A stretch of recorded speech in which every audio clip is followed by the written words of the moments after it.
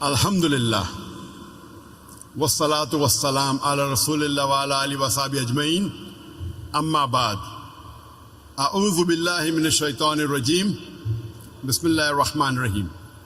Kul in kana aba'ukum wa abna'ukum wa ikhwanukum wa azwajukum wa ashiratukum wa amwalun iktaraftumuha wa tijaratun takshawna qasadaha wa masakinu tarzawna ahabba ilaykum min Allahi wa rasuli wa jihadin fi sabili fatarabbasu hatta ya'ti Allahi bi amri wallahu la yahdil qawmal fasiqin.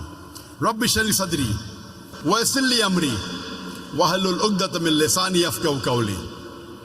My respected elders and my dear brothers and sisters, I welcome all of you with the Islamic greetings. Assalamu alaikum wa rahmatullahi wa barakatuh.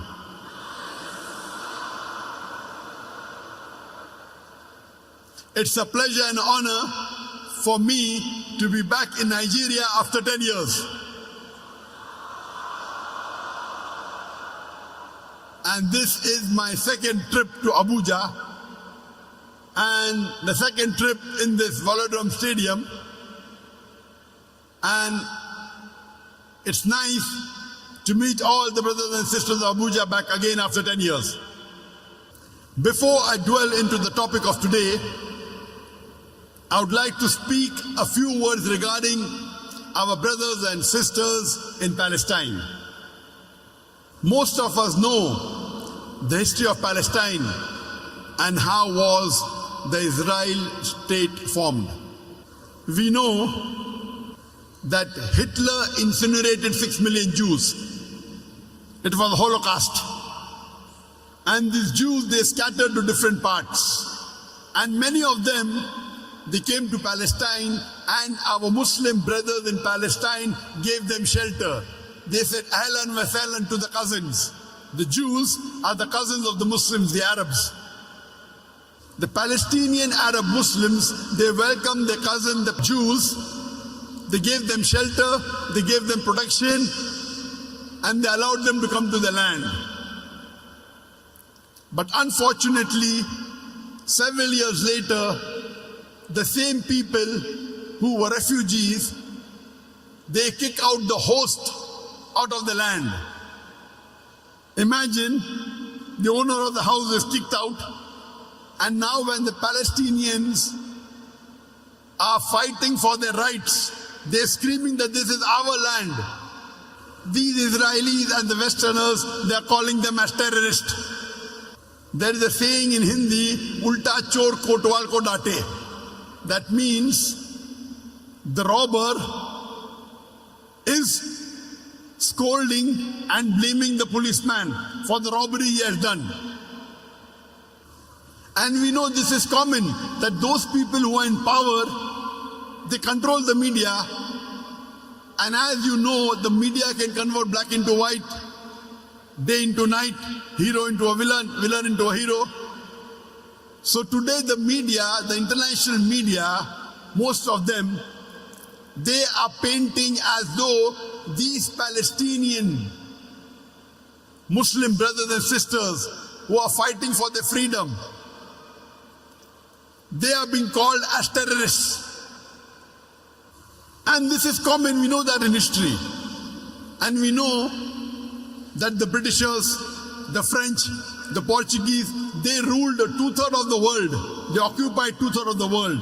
And the biggest people who did maximum atrocities in the world are the Britishers. But they changed the history and they tell, we have gone to different parts of the world to uplift them. They did nothing but robbed many countries of the world. They looted many countries of the world, including the country where I was born, that is India. And when people fought for their freedom, we know Bhagat Singh, he was a great freedom fighter. These Britishers at that time, they called him as terrorist number 1. But we Indians, we called him as a freedom fighter. We had to respect him, we had to revere him. In the 18th century, when Britishers ruled America, George Washington, he was fighting for the freedom of America. And by the Britishers, he was called as terrorist number 1 at that time. But the Americans, they called him a freedom fighter. And when USA got its freedom, they made him the first president of USA. Imagine the person who was called the terrorist by the British government. USA makes him the first president of USA. So many a times, the person who subjugated is labeled by the media as a terrorist. We have several examples. We have example in South Africa when Nelson Mandela was fighting against the white apartheid government. The white apartheid government called him a terrorist and imprisoned him in Robben Island for more than 25 years. He was called the terrorist number one at that time. When South Africa gets its freedom, they make Nelson Mandela, he's elected as the president of the country. And we know this history. On the other hand, when the freedom fighters are called as terrorists, on the other hand, the media is painting the terrorists as great people. We know that the bombing that was done in King David Hotel, where many people were killed, many Jews were killed, many Muslims were killed, and Menachem Begin at that time, he was the person who did this bombing. Later on, that same terrorist, he is made the president of Israel, the prime minister of Israel. The terrorist, and then he gets the Nobel Prize for Peace. Imagine, the person who was a terrorist, actual terrorist, later on the world gives them a Nobel Prize for Peace. This is all done by the media. The media can convert black into white, day into night, hero into a villain. And we know, since the last about 1 month, the last 4 weeks, when Israel is attacking Palestinians, when the Palestinians are fighting for their right, and they retaliated, Israel with the best army in the world, one of the best army in the world, with the support of USA and many of the Western countries, they're attacking the least equipped country in the world. They're attacking Muslims in Gaza and Palestine and killing them in thousands. And targeting civilians, targeting hospitals, targeting schools, it's against the international law. Today, Israel is killing thousands of our Muslim brothers and sisters, and almost all of them are civilians. More than 1/3 are children, more than 1/3 are women. With their best equipment, they are targeting innocent people. If you go and target the military, we have no problem. They are targeting specifically innocent Muslims in Gaza and Palestine, and the world is silent. What is the UNO doing? Just because some countries can put veto, it's only a symbolic protest, that's it. Unless we Muslims get together, we will not be doing our job. I've given a talk on 13 action point plan. 13-point action plan for the Muslim Ummah for Palestine. Since this is not the topic of the day, I will not speak about that in detail. You can refer to my video on that topic. But Allah is testing us. As far as the test for the Palestinians are concerned, most of them are passed with flying colors. Those who have died, they are martyrs, they are shaheed. Allah will inshallah grant them Jannat al-Firdaus. Those that are suffering, may Allah give them steadfastness. May Allah give them peace. May Allah give them serenity. It's beautiful to see that the mothers whose children are being martyred, they are praising Allah. Alhamdulillah, this is from Allah. They are not complaining, they are thanking Allah that we have got an opportunity to serve the cause of Allah. For Allah subhanahu wa ta'ala to solve the problem of Palestine is very easy. Kun fayakun. Allah is testing us. As Allah says in the Quran in Surah Mulk chapter number 6 and verse number 2, Alladhi khalaqal mauta wal hayata. Allah has created death and life to test which of you do good deeds. Whenever a calamity comes, it's either a punishment or a test.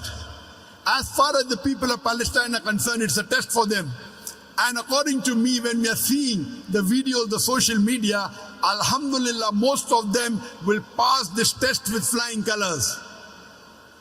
What about the Muslim Ummah throughout the world? Today we are more than 2 billion. Out of the 8 billion population, the Muslims are more than 2 billion. We are about 26% of the world population. Are we doing our job? Do watch my video on 13-point action plan for the Muslim Ummah.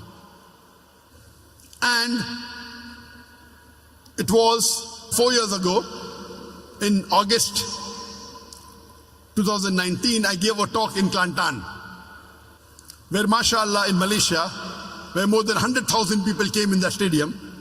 And it was so successful that the enemies of Islam in Malaysia could not digest the popularity and the impact. So they started maligning me. Some of the non-Muslims in Malaysia, especially those of the Indian origin, they started maligning me. They started criticizing me. They started calling me a terrorist. What I did, the 5 main important people who maligned me, all of them were politicians. All of them politicians. One of them was a cabinet minister of human resources. One was the deputy chief minister number 2 of Penang state in Malaysia. One was a member of parliament, very popular person. And the other 2, they were member of legislative assembly. When they maligned me, I picked these top 5 people who were involved in maligning me, and I filed a case against them. That was 4 years back, in August 2019. And they were wondering, when we speak about the Prime Minister of Malaysia, one of them is complaining. When we speak about the Prime Minister, against the Prime Minister of Malaysia, no one complains. Who is this foreigner coming in a country and doing a case against us? Most of them, they came and apologized and did outside court settlement. I said, no problem. But the biggest enemy of Islam, his name is P. Ramaswamy. I continued the case with him. And the verdict was on the 2nd of November, just 3 days before. I could not attend the verdict because I was called by the Sultan of Sokoto, and my talk was I could not cancel it.